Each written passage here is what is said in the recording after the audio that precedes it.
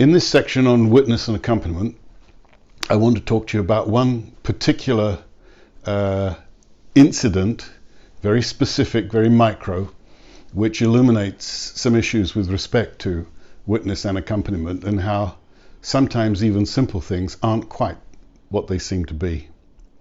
This happened in the war in the former Yugoslavia. I was based in the Serb areas of Croatia. I was the deputy head of the regional center in Knin, and I got to know the various body and prisoner exchange commissions quite well. One day I received an apparently innocuous request, which turned out to be much, much more than just a simple request. Some soldiers had wandered into a minefield in an isolated woodland area. They were dead, and the relevant authorities were going to go in and extract the soldiers from the minefield, and would I, in my capacity as the deputy head of the ECMM, European Community Monitor Mission Regional Centre, would I go and witness the retrieval of the bodies? Well, it was not a common request to go and witness the retrieval of bodies. That really is down to the parties concerned. However, you don't turn down a reasonable request from any combatant for anything in a war zone if you are there to help mediate between the parties. So for all sorts of reasons, I said, sure, I'll go along. My driver, one other guy will be with me as a second observer and note taker for me, but sure, no problem at all. So we met up and we started to walk up into a wooded, very hilly area, limestone hills, beautiful woods, lots of big mature beech trees. In fact, this photograph is taken within 20 kilometers of the place where the actual retrieval took place, and this is exactly the atmosphere that there was on that day. It was a spring day. It was cool but not cold. It was in fact a great day for a walk in the woods, and so there were a lot of soldiers there that were going to do the retrieval. When I say a lot, there were at least 12, and many of them were carrying what you would call field engineer equipment. And so I thought, well, okay, these guys have wandered into a minefield, so they're obviously going to have to do some mine clearing. I let the soldiers go ahead and I walked 10, 15 paces behind them. Always when you're approaching a mined area, you let someone else walk in front if they're foolish enough to do it. So we went winding through the trees just like these, and we got to the crest of the hill, and there at a bend in the path, very clearly I could see some bodies. And this is in fact a photograph from the American Civil War. You'll see the uniforms are wrong and the muskets are not automatic rifles. But the sense, when I saw this photograph, I had to use it because the sense of just bodies, if you like, sprinkled down the path was really quite extraordinary, quite unusual. They were all on the path. And there was no sign of a single hole in the ground where a mine might have exploded. But I stopped back about 20 meters and let the engineers go and do their thing, and nothing to do with me clearing mines. I'm there purely to witness. So the engineers then start, and I couldn't believe it to start with, but after 3 or 4 minutes, it was absolutely unmistakable. They were deconstructing booby traps from the bodies. They were snipping wires, they were taking claymore mines, which are little curved anti-personnel mines, out of places where they've been carefully concealed. And this is not a group of soldiers who've walked into a minefield. This is bait put out for other people to come and find. Anyway, the soldiers, 6 of them, are there. It takes about the best part of an hour to do this early clearing.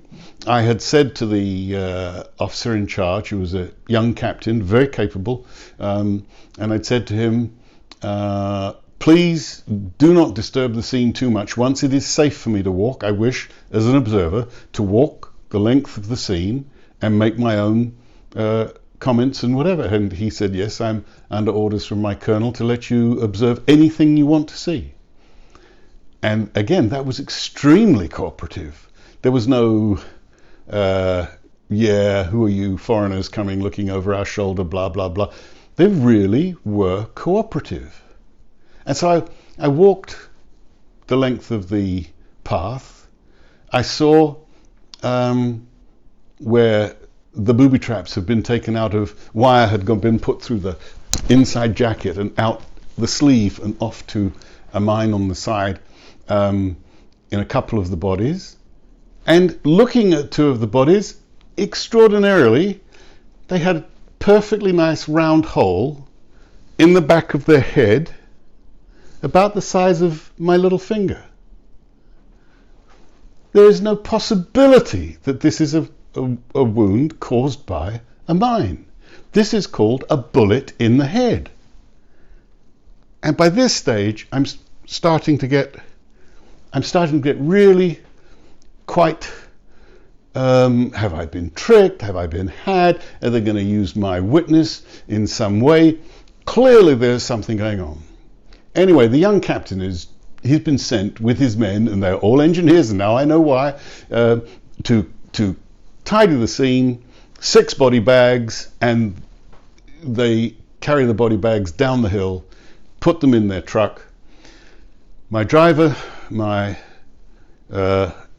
co-witness and I jump in the car, and we go straight down to the main headquarters, where, waiting for me, is the civil head of the Exchange Commission and the brigadier in charge of the entire region that this is in. And I can tell you, I lost my temper. I started shouting. I said, what is going on? What are you doing? These guys didn't walk into a minefield. I was lied to. I was tricked. And the 2 guys that I'm addressing are cool as cucumbers. They sat there. I think one of them was even making some little notes in his pad. But they just sat there, and they literally let me blow off steam past them. And the more they let me blow off steam, the worse it got. What was going on?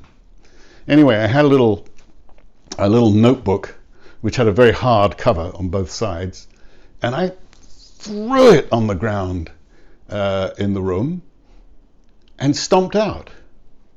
And after the door shut behind me when I'm leaving, firstly I realize my notebook is still in there, so I've got to now do a very undramatic, return to the room. And then the light bulb came on. They absolutely wanted me to see and record something which equated to, in their opinion, probably a war crime. And now I knew it.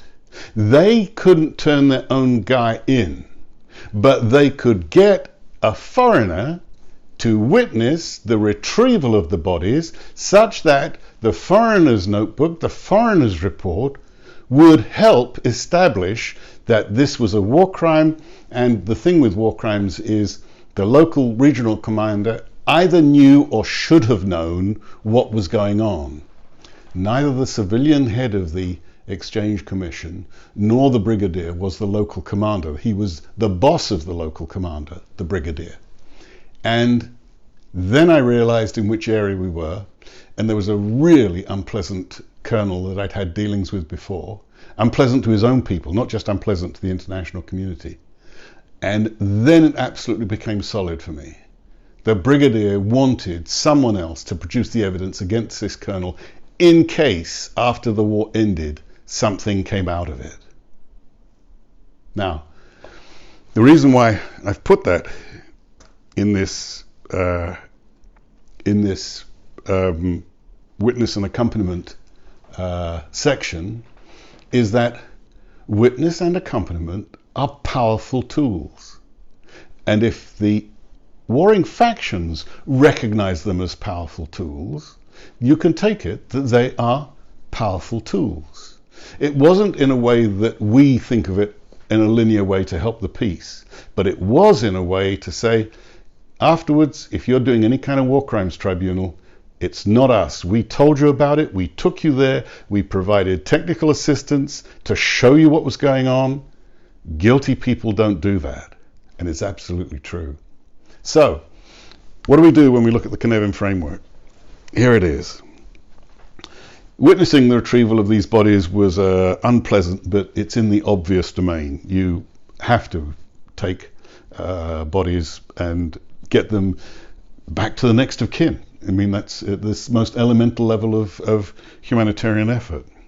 However, the two guys who'd asked me to go and witness this event were my trusted interlocutors. I'd done quite a number of things with them.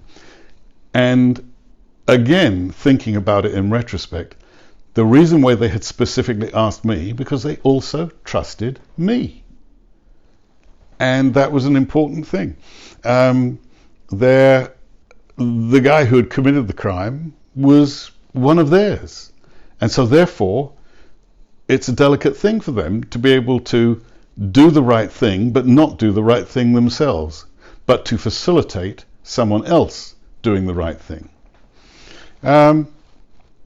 The big picture at that time was that talk of the International Criminal Tribunal was strong. Leading figures were talking about getting money for it. All these things are talked about for years before they actually become reality, because governments have to allocate funds, and this is never, they talk about it, but this is never one of their top priorities to do. So this was a precautionary move made by combatants against their own side with respect to one of their own basically very ugly criminals, albeit in uniform. And it validated, as I say, the more I thought about it later, that validated this process of witness and accompaniment. Just because you're unarmed and all you've got is a notebook. Oh, by the way, I did pick up my notebook from the floor rather sheepishly from where I'd thrown it. But if all you've got is a notebook, so be it. A notebook can be really, really useful depending on what you put in it and what circumstances, and how accurately and with absolute dispassionate detail, how accurately you really witness what you see. And that really is all I have to say about this.